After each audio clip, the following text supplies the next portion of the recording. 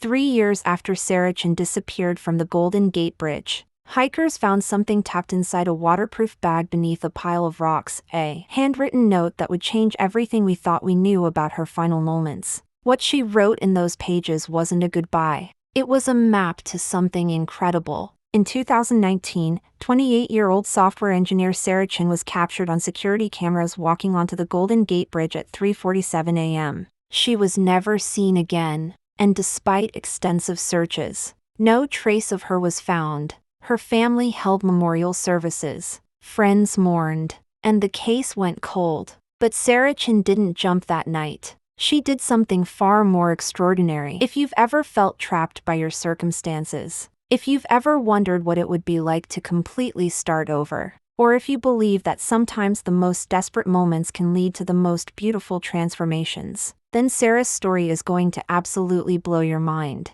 Because what happened next challenges everything we think we know about rock bottom and second chances. The mysterious disappearance. Let me take you back to March 15, 2019. Sarah Chen was living what looked like a successful life in San Francisco. She had a degree from UC Berkeley, a well-paying job at a tech startup, and an apartment in one of the most desirable cities in the world. But appearances can be deceiving. Sarah's coworkers described her as quiet but competent. She rarely joined office social events, often worked late, and seemed to carry an invisible weight on her shoulders. Her family, who lived across the country in Boston, spoke to her maybe once a week, and those conversations were always brief and surface level. What nobody knew was that Sarah was drowning. She was $89,000 in student debt, struggling with severe depression that she'd hidden for years, and felt completely disconnected from everyone around her. She later wrote in her journal, "I was surrounded by millions of people but felt more alone than if I'd been on a deserted island." The night of March 15th, security cameras captured Sarah walking onto the Golden Gate Bridge at exactly 3:47 a.m. She was wearing jeans, hiking boots, and carrying a large backpack. The cameras show her stopping at the midpoint, standing at the railing for what investigators later determined was approximately 2 hours and 17 minutes. Then, at 6:04 a.m., she disappears from view. The cameras on the far side of the bridge show nothing. It was as if she had simply vanished into thin air. When Sarah didn't show up for work the next day, her supervisor initially wasn't concerned. Sarah was reliable, but she'd seemed more withdrawn than usual lately. However, when she missed a second day without calling, they contacted authorities. The Coast Guard launched an immediate search operation. They deployed boats, helicopters, and divers, scouring the waters beneath the Golden Gate Bridge for any sign of Sarah. Her car was found in the parking area near the bridge, locked, with her purse inside containing her credit cards and ID. For 3 weeks, the search continued. Sarah's parents flew in from Boston. Her college friends organized search parties, and her story made local news. But the Golden Gate Bridge, tragically, claims many lives each year, and after extensive searching with no results, the case was classified as a presumed suicide. Sarah's memorial service was held 6 weeks after her disappearance. Over 200 people attended, including co-workers who admitted they wished they'd reached out more, college friends who shared memories of a vibrant young woman they remembered, and family members struggling to understand how they'd missed the signs. Fast forward to October 2024, Michael Torres and Jennifer Liu, both experienced hikers, were exploring a remote section of Olympic National Park in Washington state. They were about 8 miles into a backcountry trail that sees maybe a dozen visitors per year when Jennifer noticed something unusual. There was this perfect circle of stones. Jennifer later told reporters, "It looked too deliberate to be natural, but too weathered to be recent. Something about it felt intentional, almost sacred." Beneath the stones, wrapped in multiple layers of plastic and sealed inside a military-grade waterproof container, they found something extraordinary: a leather-bound journal, nearly $850 in cash, a California driver's license for Sarah Chen, and a hand-drawn map marking locations across 3 states. But here's what made their discovery truly shocking: the journal wasn't a suicide note. It was a detailed survival log spanning 3 years, documenting one of the most incredible disappearance and transformation stories ever recorded. The first entry in Sarah's journal is dated March 16, 2019, the day after her disappearance, but instead of final words, it reads like the beginning of an adventure. Day 1, I did it. I actually did it. Standing on that bridge last night, I realized I had two choices: end Sarah Chen's life by jumping, or end Sarah Chen's life by letting her disappear forever.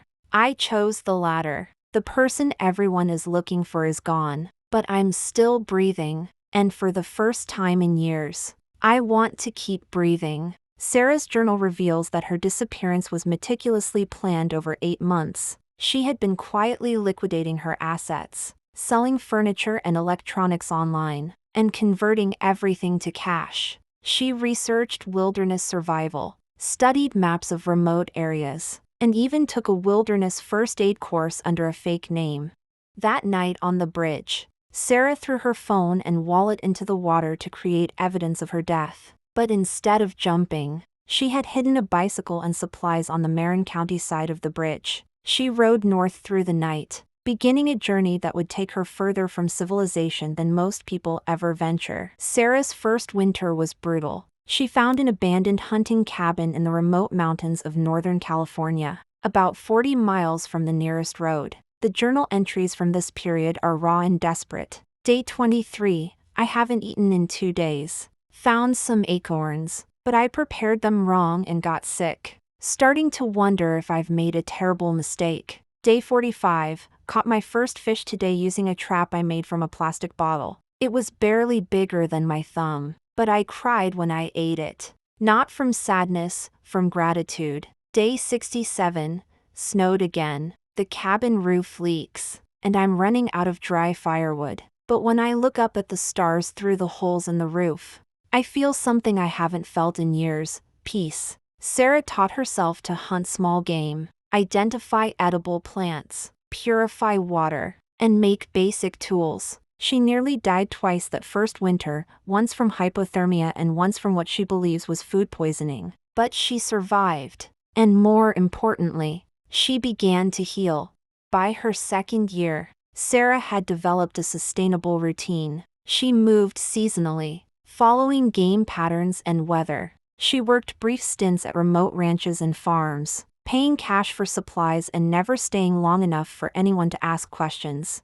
Her journal entries from this period show a remarkable transformation. Day 387, I helped deliver a calf today at the ranch in Montana. As I held this new life in my hands, covered in birth and possibility, I realized something profound: I've been reborn too. The Sarah who stood on that bridge was suffocating under the weight of expectations and debt and failure. This Sarah, dirty and tired and completely free, is more alive than I've ever been. She began studying philosophy, meditation, and indigenous wisdom traditions. She learned to read weather patterns, animal behavior, and the subtle signs of the natural world. Most importantly, she learned to be comfortable with solitude, something that had terrified her in her old life. But as Sarah grew stronger and more confident in her new life, she also began grappling with the weight of what she'd done to her family. Her journal entries from year 3 are filled with internal conflict. Day 856, I dream about my mother's voice almost every night. She's calling my name, and I want to answer, but I can't find her. I wake up and realize she's been calling my name for over 2 years, and I've chosen not to answer. Day 923, met a woman at the farmer's market in Oregon today. She was buying flowers for her daughter's grave, a daughter who died in a car accident 3 years ago. She talked about the pain of not knowing if her daughter's last moments were peaceful. I wanted to disappear into the ground. What have I done to my family? Sarah began leaving the journal in various locations, documenting her internal struggle about whether to return to her old life. She wrote detailed letters to her family that she never sent, practiced conversations she might have, and wrestled with the fear that too much time had passed. The final entries in Sarah's journal show a woman who had not just survived, but had fundamentally transformed. Day 1095, 3 years exactly. The woman who walked onto that bridge was broken, desperate, and convinced she had no value. The woman writing these words has calloused hands, a clear mind, and unshakable confidence in her ability to handle whatever life throws at her. I know now that I didn't need to disappear forever, I just needed to disappear long enough to remember who I really am. But the most powerful entry came just days before the journal was found.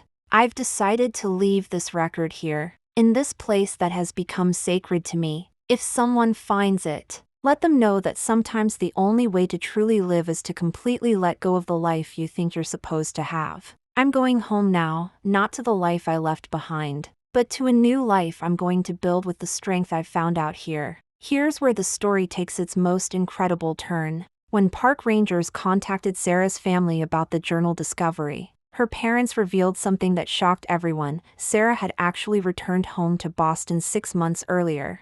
Her father, Dr. Robert Chen, explained, "One morning in April, there was a knock on our door. We opened it, and there she was, older, weathered, completely different, but unmistakably our daughter. She looked at us and said, 'I'm sorry I had to die to learn how to live, but I'm ready to come home now.'" Sarah had spent months slowly reintegrating into society. She got professional counseling, worked part-time jobs to start rebuilding her life, and began the long process of making amends to everyone she'd hurt with her disappearance. Today, Sarah Chen is 31 years old and works as a wilderness therapy guide, helping people who are struggling with depression, anxiety, and feelings of being trapped by their circumstances. She uses her unique experience to show others that transformation is possible, even when it feels impossible. She's also become an advocate for mental health awareness and has spoken at several conferences about alternative approaches to crisis intervention.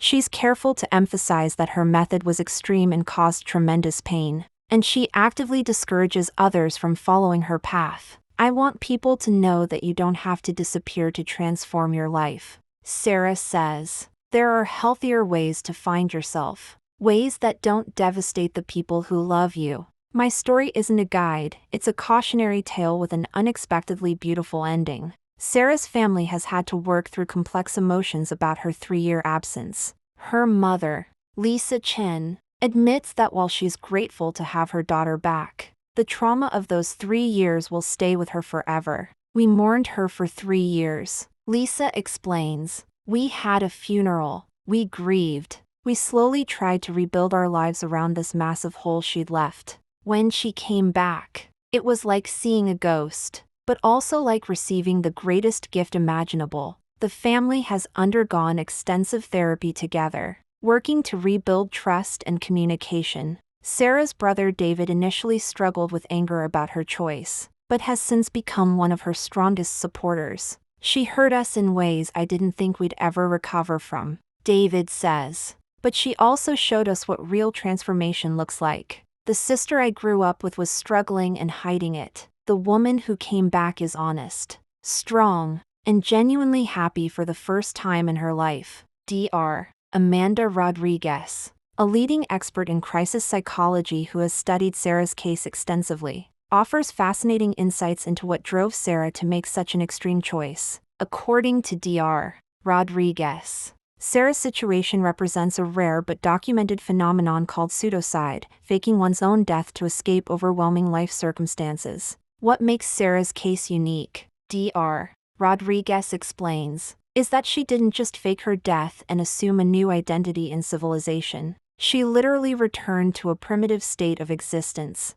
which suggests her psychological break from her previous life was complete and profound. The psychological profile that emerges from Sarah's journal entries shows classic signs of what researchers call existential crisis coupled with survival instinct. She was simultaneously wanting to end her life as she knew it while desperately wanting to continue living, a paradox that her wilderness disappearance resolved. Dr. Rodriguez notes that Sarah's 3-year journey essentially functioned as an extreme form of exposure therapy. By stripping away every element of her previous identity and forcing herself to focus solely on survival, she was able to rebuild her sense of self from the ground up. It's not a method I would ever recommend, but the psychological transformation is undeniably profound. One of the most intriguing aspects of Sarah's story that emerged from her journal is the existence of what she calls the invisible community, other people living off-grid who helped her survive without ever knowing her true identity. Sarah writes about encountering an elderly man named Thomas in the mountains of Oregon during her second winter.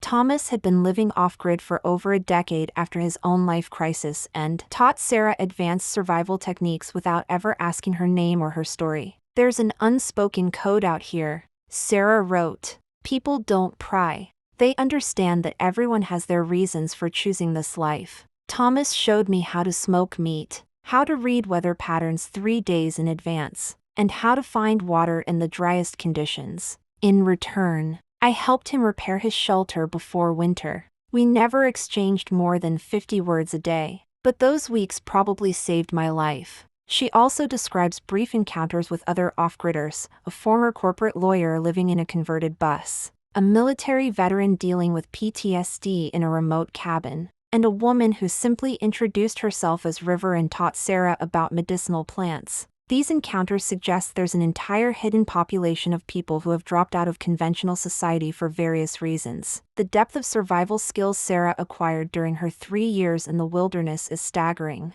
Her journal reads like a comprehensive survival manual, documenting techniques she learned through trial, error, and occasional guidance from other off-grid inhabitants. By the end of her first year, Sarah could identify over 200 edible plants, knew how to track 15 different types of game, and had mastered fire-making in wet conditions. She learned to construct weatherproof shelters using only natural materials, preserve food without refrigeration, and navigate using only celestial markers. But perhaps most impressively, she developed what she calls wilderness intuition, an almost supernatural ability to read natural patterns and predict environmental changes. Her journal entries from year 2 describe instances where she would suddenly feel compelled to move to higher ground hours before flash floods, or pack extra food before unexpected early snowstorms. "The wilderness teaches you to listen with more than your ears," she wrote. "There are vibrations, changes in animal behavior, shifts in air pressure that most people never notice. After 2 years out here, I can feel weather changes in my bones 12 hours before they happen." Sarah's survival story wasn't without its terrifying moments. Her journal documents at least 6 instances where she came close to death, each one pushing her to develop new skills and resilience. The closest call came during her second winter when she fell through ice while crossing a frozen stream. With no one around for dozens of miles and hypothermia setting in rapidly, Sarah managed to start a fire using a technique she'd read about but never practiced, using steel wool and a battery from a broken flashlight she'd found months earlier. "I was shaking so violently I could barely hold the steel wool," she wrote. But something deeper than desperation kicked in. Some primal survival instinct that I never knew I had. 20 minutes later, I was sitting by a roaring fire, and I realized I had just saved my own life using nothing but knowledge and determination. Another harrowing experience involved a close encounter with a mountain lion during her 3rd summer. Rather than running, which would have triggered the animal's chase instinct, Sarah used techniques she'd learned from Thomas to make herself appear larger while slowly backing away. The encounter lasted nearly 10 minutes but ended with the mountain lion losing interest and disappearing into the forest. Perhaps the most remarkable aspect of Sarah's transformation is the evolution of her mental health throughout her wilderness years. Her early journal entries show someone struggling with severe depression, anxiety, and suicidal thoughts. But as she progressed through her survival journey, her mental state gradually improved. "Month 6 was when I realized I hadn't thought about ending my life in weeks," she wrote. "I was too busy trying to live. Every day presented new challenges that required all my mental energy. There was no room left for depression." By her second year, Sarah was writing about experiencing joy for the first time in years, simple pleasures like successfully hunting a rabbit, finding a grove of wild berries, or watching a sunset from a mountaintop she'd climbed herself. "Today I laughed out loud for no reason other than I felt happy to be alive," reads one entry from day 543. "I can't remember the last time that happened in my old life. Probably not since I was a child." Mental health experts who have studied her journal note that Sarah essentially gave herself intensive wilderness therapy, a recognized treatment approach that combines outdoor challenges with psychological healing. Though typically in much more structured and supervised settings, Sarah's journal entries from her third year reveal a profound spiritual transformation that she attributes to her deep connection with nature. Though she had never been particularly religious or spiritual before her disappearance, her wilderness experience led to what she describes as a complete reframing of her relationship with the universe. "I used to think spirituality was something you found in churches or books," she wrote. "But sitting alone on a mountain peak, watching the sun rise over a valley where no human footprint has disturbed the snow, you realize that the sacred isn't something you seek, it's something you remember." She began practicing meditation not as a formal discipline, but as a natural response to the silence and vastness around her. Her entries describe experiences that border on the mystical, feeling connected to the ecosystem around her, sensing the presence of animals before seeing them, and experiencing what she calls ego dissolution during particularly challenging survival situations. When you're purely focused on survival, when every decision could mean life or death, your ego, all those thoughts about who you're supposed to be, what others expect of you, whether you're successful enough, just falls away. She explained in a recent interview, "What's left is just consciousness experiencing life directly, without all the mental noise." The most emotionally charged section of Sarah's journal deals with her internal struggle during months 30 to 34 about whether to return to civilization. By this point, she had not only survived but was thriving in her wilderness life. She had established seasonal camps, developed reliable food sources, and achieved a level of peace and contentment she'd never known. But the guilt about her family's suffering had been growing, especially after she encountered a grief-stricken mother at a remote trading post who was searching for her missing son. The encounter forced Sarah to confront the reality of what she had put her own family through. "I realized I had become selfish in my healing," she wrote. "I had saved myself, but at the cost of destroying others. The question became, had I grown strong enough to face the pain I had caused, or was I still running away?" She spent 2 months in intense internal debate, writing letters to her family that she burned before sending. She practiced conversations she might have, imagined their reactions, and wrestled with whether too much time had passed for forgiveness to be possible. The turning point came when she rescued an injured hiker who had become lost and was suffering from severe hypothermia. After successfully guiding the hiker to safety, Sarah realized that her wilderness skills and psychological strength could be used to help others rather than just sustain her own escape from reality. Sarah's return to civilization was as carefully planned as her original disappearance. Rather than simply showing up at her family's door, she spent 3 months developing a reintegration strategy that would minimize additional trauma to her loved ones. She first made contact with a crisis counselor in Seattle, explaining her situation and asking for guidance on how to approach her family. The counselor, Dr. Patricia Williams, later described it as the most unusual case I've ever encountered, someone seeking help not to survive a crisis, but to responsibly emerge from one. Under Dr. Williams' guidance, Sarah began what they called civilization conditioning, gradually reintroducing herself to human society after 3 years of near-complete isolation. She spent time in small towns, practiced normal social interactions, and slowly readjusted to being around other people.